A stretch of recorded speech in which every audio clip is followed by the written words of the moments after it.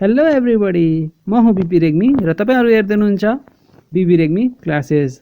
र आज हामी इङ्ग्लिस स्पिकिङ क्लासको डे 37सम्म आइसकेका छौँ र अहिलेसम्म डे 36 हेर्नुभएको छैन भने यहाँ आई बटनबाट गएर हेर्न सक्नुहुन्छ। र आज हामी एक्टिभ एन्ड पेसिभ भोइसको बारेमा कुरा गर्न लागिरहेका छौँ।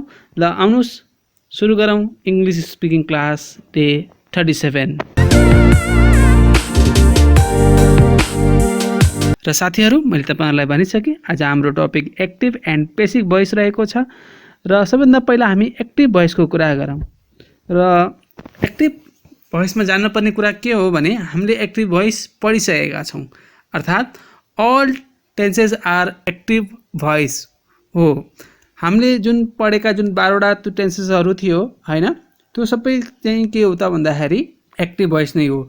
जुन हामीले पढेका थियौँ नि, present indefinite, present continuous, present perfect continuous, past indefinite, past perfect, यो सबै जुन हाम्रो जुन 12वटा टेन्सहरू रहेका थिए ती सबै नै एक्टिभ भोइस हुन्। इट मिन्स खुसीको कुरा के छ भने एक्टिभ एन्ड पेसिभ भोइसमा हामीले एक्टिभ भोइस पढिसकेका छौँ। अब हामी कुरा गर्छौँ पेसिभ भोइसको। र पेसिभ भोइसको केही रुल रहेको छ, हेर्न सक्नुहुन्छ। एक्टिभ एन्ड पेसिभ भोइसमा हाम्रो एक्टिभ भोइसेसहरू जुन हाम्रो पहिले हामीले पढिसकेको कुराहरू हैन, मैले अघि नै भनिसकेँ, present indefinite, present continuous, present perfect हैन, अनि त्यस्तै गरी present perfect continuous, past indefinite, past continuous, past perfect continuous, future indefinite, future continuous, future perfect continuous. र जुन यो क्यान, सुड, कुड, माइट रहेका छन् यी भनेको मोडुलहरू हुन्।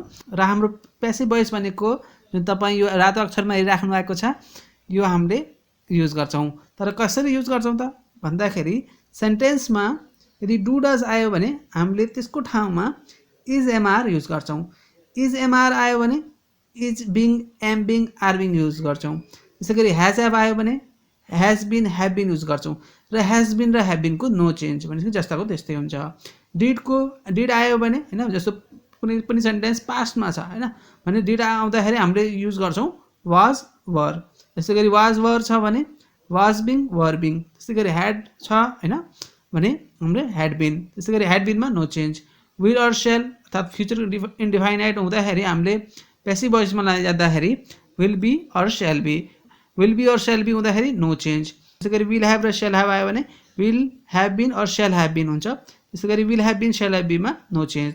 त्यसै गरी सुड आयो भने सुड बी, कुड आयो भने कुड बी, माइट आयो भने माइट बी हामीले यसरी चेन्ज गर्नुपर्ने हुन्छ। सबभन्दा पहिला तपाईँहरूले यो घोक्न पर्ने भयो है। डु डज आउँदा इज एमआर आउँदा is being, am being, are being, has have आउँदाखेरि हेज बिन, हेभ बिन, यो सबै तपाईँले पहिला सबभन्दा पहिला घोक्न पर्ने हुन्छ। यो 12वटामा 4 त सेम टु सेम छ, तपाईँले घोक्न पर्ने भनेको जम्मा यो 8वटा रहेको छ। र जुन अरू रहेको छ क्यान, सुड, कुड, माइट, यसमा त बिबी थप्दै जाने हो। Can be, should be, could be, might be यिनीहरू हुन्छ।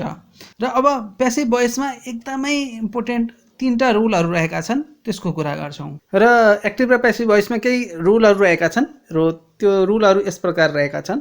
सबभन्दा पहिला वाक्य एक्टिभ भोइस हो कि पेसिभ भोइस हो चिन्नुपर्छ। सो अब यो कसरी चिन्ने, ए नम्बरको कुरा यो सीमा गरिएको छ। एकदमै इम्पोर्टेन्ट कुरा सी नम्बरमा लेखिएको छ। र पेसिभ भोइसमा भर्बको थर्ड फर्म लाग्छ जहिले पनि, ख्याल राख्नु होला। र एकदमै इम्पोर्टेन्ट हाम्रो सी नम्बरको पोइन्ट रहेको छ। सीमा भन्छ जुन सेन्टेन्समा काम गर्ने मानिस या प्राणीको नाम हुन्छ त्यो एक्टिभ भोइस हो। जुन सेन्टेन्समा काम गर्ने मानिस या प्राणीको नाम हुँदैन त्यो पेसिभ भोइस हो। भनेपछि फेरि एकदमै राम्रोसँग बुझ्नु होला, जुन सेन्टेन्समा काम गर्ने मानिसको नाम हुन्छ त्यो एक्टिभ भोइस हो। अब एक्टिभ भोइस कसरी हुन्छ त भन्दाखेरि जुन सेन्टेन्समा काम गर्ने मानिसको नाम हुन्छ। जस्तै राम क्रिकेट खेलेको छ। अब यो क्रिकेट खेल्ने काम कसले गर्यो? रामले। भनेपछि यहाँ के भयो त भन्दाखेरि यो सेन्टेन्स एक्टिभ भोइस भयो। कुरो बुझ्नुहोस् है, राम क्रिकेट खेलेको छ, इट मिन्स यहाँ क्रिकेट खेल्ने काम कसले गर्यो? रामको। सो यो सेन्टेन्स के भयो त? एक्टिभ भोइस भयो। फेरि अर्को इक्जाम्पल, उनीहरू क्रिकेट खेल्दैछन्, इट मिन्स क्रिकेट खेल्ने काम कोबाट भयो भन्दाखेरि उनीहरूबाट।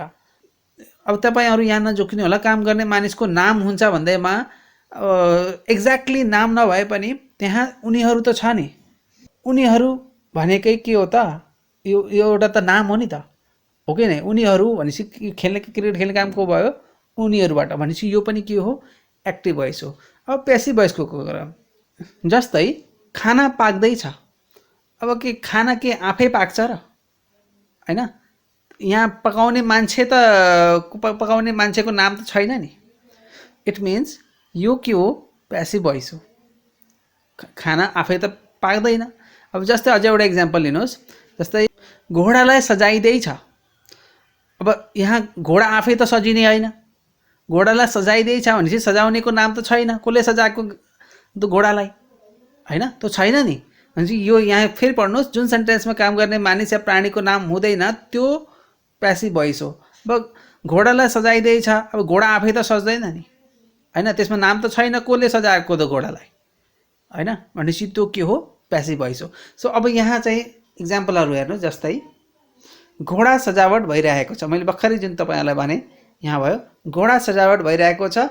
र अर्को इक्जाम्पल पनि छ, उनी जाँदैछन्। अब फर्स्ट सेन्टेन्स हेर्नुहोस्, उनी जाँदैछन्, जाने काम गर्यो उनले भनेपछि यो त के हो, एक्टिभ भोइस हो। एक्टिभ भोइस भनेको चाहिँ 12वटा टेन्स सम्झन पर्यो। भनेपछि 12वटा टेन्स हामीले पढिसकेका छौँ। जाँदैछिन् भनेपछि त्यो पक्कै पनि प्रेजेन्ट कन्टिन्युअस हो।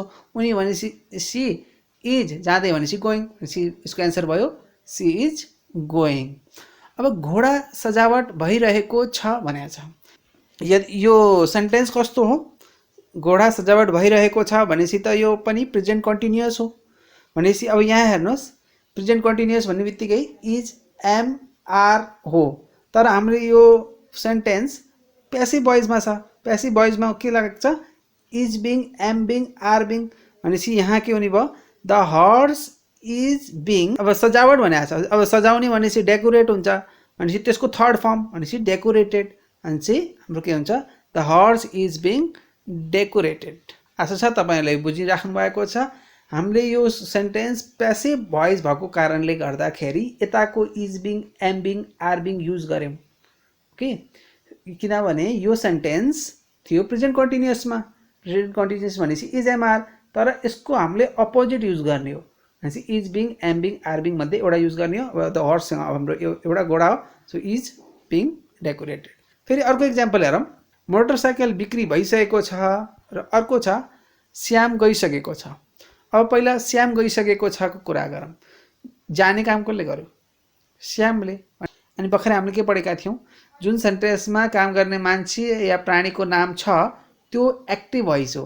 भनेपछि श्याम गइसकेको छ भनेपछि यो के हो, एक्टिभ भोइस हो। भनेपछि अब गइसकेको भनेपछि यो पक्कै पनि हाम्रो यो प्रेजेन्ट पर्फेक्ट हो। भनेपछि श्याम, श्याम सिङ्गुलरसँग यो हाम्रो के लाग्छ, ह्याज लाग्छ, सो राम ह्याज गन, यो हाम्रो भयो। त्यस्तै गरी हाम्रो अर्को इक्जाम्पल रहेको छ, मोटरसाइकल बिक्री भइसकेको छ। अब ल भन्नुहोस् त, यो एक्टिभ भोइस हो कि पेसिभ भोइस हो? पक्कै पनि यो पेसिभ भोइस हो। किन हो त पेसिभ भोइस? किनभने मोटरसाइकल बिक्री भइसकेको छ भन्ने यो वाक्यमा तपाईँको काम गर्ने मान्छेको नाम छैन, किनभने मोटरसाइकल त आफै त बिक्दैन, मोटरसाइकल त अरूले बेच्छ, हैन, मोटरसाइकल बेच्ने मान्छेको त नाम छैन यहाँ, हैन। सो यो के हो, पेसिभ भोइस हो। बिक्री भइसकेको छ भनेपछि यो पक्कै पनि प्रेजेन्ट पर्फेक्ट हो, र प्रेजेन्ट पर्फेक्ट भनेपछि यो ह्याज ह्याभतिर गयो, र यसको अपोजिट भनेपछि ह्याज बिन र ह्याभ बिन हामीले युज गर्छौँ। सो यहाँ चाहिँ हाम्रो के हुने भयो त answer, the motorcycle has been sold, किनभने बिक्री भनेपछि सोल्ड भयो, so the motorcycle has been sold. So यसरी चाहिँ यसलाई हामीले गर्न सकिन्छ। त्यस्तै गरी हामीले अर्को इक्जाम्पल हेरौँ, मैले कमललाई बोलाएँ र मलाई बोलाइएको थियो। अब मलाई बोलाइएको थियो भनेपछि बोलाउने काम कसले गर्यो, अब कसले गर्यो, कसले गर्यो थाहै छैन, बोलाउने काम भनेपछि त यो त के हो, यो त हो पेसिभ भोइस। अनि मैले कमललाई बोलाएँ, भनेपछि बोलाउने काम कसले गर्यो, मैले। इट मिन्स मैले कमललाई बोलाएँ भनेको एक्टिभ भोइस हो, र मलाई बोलाइएको थियो भन्ने पेसिभ भोइस हो। सो अब मलाई बोलाइएको थियो, मलाई भनेपछि आई, र यसमा यो पास्ट भयो भनेपछि यो डिडवाला लाग्छ, तर डिडको अपोजिटमा के छ, वाज। आईसँग वाज लाग्छ, र बोलाउनुलाई हाम्रो कल भन्छ, तर भित्री लाग्छ। मैले अघि नै तपाईँलाई भनिसकेँ पेसिभ भोइसमा भरमा चाहिँ जहिले पनि थर्ड फर्म लाग्छ, त्यही भएर आई वाज कल्ड। अनि मैले कमललाई बोलाएँ भनेपछि के हुन्छ त भन्दाखेरि मैले कमललाई बनाएँ भनेपछि यो पनि तपाईँको के हो, पास्ट फर्म हो र सिम्पली यसमा के हुन्छ त भन्दाखेरि मैले भनेपछि आई कल्ड कमल। र त्यस्तै गरी अन्तिम दुईवटा इक्जाम्पलहरू हेर्नुहोस्। प्रत्येक वर्ष 2 लाख मोबाइल बनेका छन्। अब मोबाइल कसले बनायो? जसले पनि बनाउँछ, स्यामसङले बनाउँछ, नोकियाले बनाउँछ, मोटोरोलाले बनाउँछ, थुप्रैले बनाउँछन्, तर त्यसको नाम छ त यहाँ छैन। इट मिन्स यो सेन्टेन्स प्यासिभ भोइस हो। भनेपछि अब हामी बनाऊँ यसलाई। 2 लाख मोबाइल बनेका छन् प्रत्येक वर्ष। अब यो प्रत्येक वर्ष 2 लाख मोबाइल बनेका छन् भने यो चाहिँ हाम्रो प्रेजेन्ट इन्डेफाइनेट हो। प्रेजेन्ट इन्डेफाइनेट हेर्दा सक्नुहुन्छ टु डज छ भनेपछि यसको अपोजिट इज एमआर छ भनेपछि यहाँ हामीले के भन्छौँ त भन्दाखेरि 2 lakh mobile are made each year. किन भन्दाखेरि प्रत्येक वर्ष 2 लाख मोबाइल बनेका छन् भनेपछि 2 लाख मोबाइल्स भनेपछि त आर लाग्ने नै भयो र आर पछि V3 हैन। अब मेक बनाउने भनेपछि मेकको V3 मेड, आर मेड प्रत्येक वर्ष भनेपछि इच इयर। यसरी चाहिँ हामीले गर्न सकिन्छ। त्यस्तै गरी अर्को इक्जाम्पल हेर्नुहोस्। नोकियाले 2000 मोबाइल बनायो। मोबाइल बनाउने काम कसले गर्यो? नोकियाले। इट मिन्स यसमा काम गर्ने मान्छेको नाम छ भनेपछि यो के हो? एक्टिभ भोइस हो। अब यो पहिला यो टेन्स चिन्नुहोस् यसको, यो चाहिँ हाम्रो पास्ट टेन्स हो भनेपछि सिम्पली हामी भन्छौँ नोकिया मेड 2000 मोबाइल्स, किनभने पास्ट फर्ममा छ, बनाइसकेको छ। So Nokia made 2000 mobiles. र अब चाहिँ हाम्रो बेसिक प्र्याक्टिसको पालो आएको छ र बेसिक प्र्याक्टिसमा क्वेसनहरू यस प्रकार रहेका छन्।